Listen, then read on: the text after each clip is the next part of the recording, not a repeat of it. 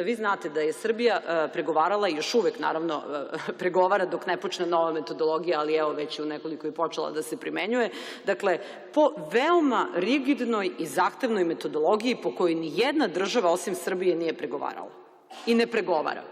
Ja ću to sada da objasnim. Znate, često čujem Crna Gora i Srbija pregovaraju po istoj metodologiji. Ne. Crna Gora i Srbija čak ne pregovaraju po istoj metodologiji.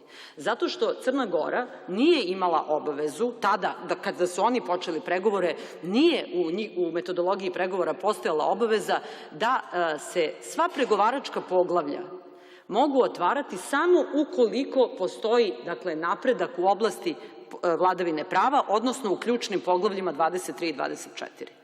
Znači, Crna Gora je mogla da otvara poglavlja za koja je bila spremna. Da li je to poglavlje životne sredine ili transporta ili, dakle, da ne navodim sad sve koja poglavlja imaju, dakle, bez ove prethodne obaveze. Tada je, naravno da je značajna su bila poglavlja 23 i 24 i tada, to je nesumnjivo, ali po metodologiji to nije bila obaveza. Na Srbiju je prvi put primenjena obaveza, takozvani imbalance clause. Šta to znači? To znači da ukupni napredak u pregovaračkom procesu, dakle u otvaranju poglavlja, mora da bude uslovljen prethodnim napretkom u poglavljima 23 i 24, dakle vladavine prava, pravde, slobode i bezbednosti i u našem slučaju dodatno političkim uslovom u napretku u poglavlju 35, a poglavlje 35, kao što znate, prati implementaciju Briselskog sporazuma.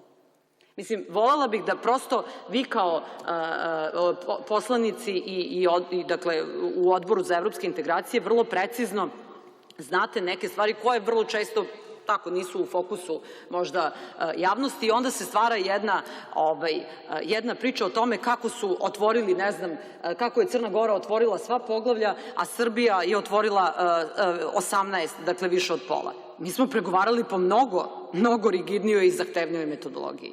Svako poglavlje koje je Srbija otvorila znači da su suštinske i vidljive reforme bile u oblasti vladavine prava i implementacije Briselskog sporazuma donekle, bile sprovedene, jer bez toga mi nismo mogli da otvaramo druga poglavlja.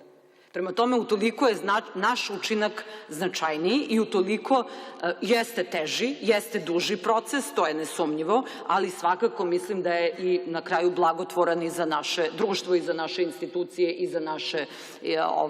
i za našu demokratiju na kraju krajeva. Jer to su sve demokratske institucije koje uvek i jeste cilj da ih osnažite u samom procesu, dakle, pristupanja Evropskoj uniji.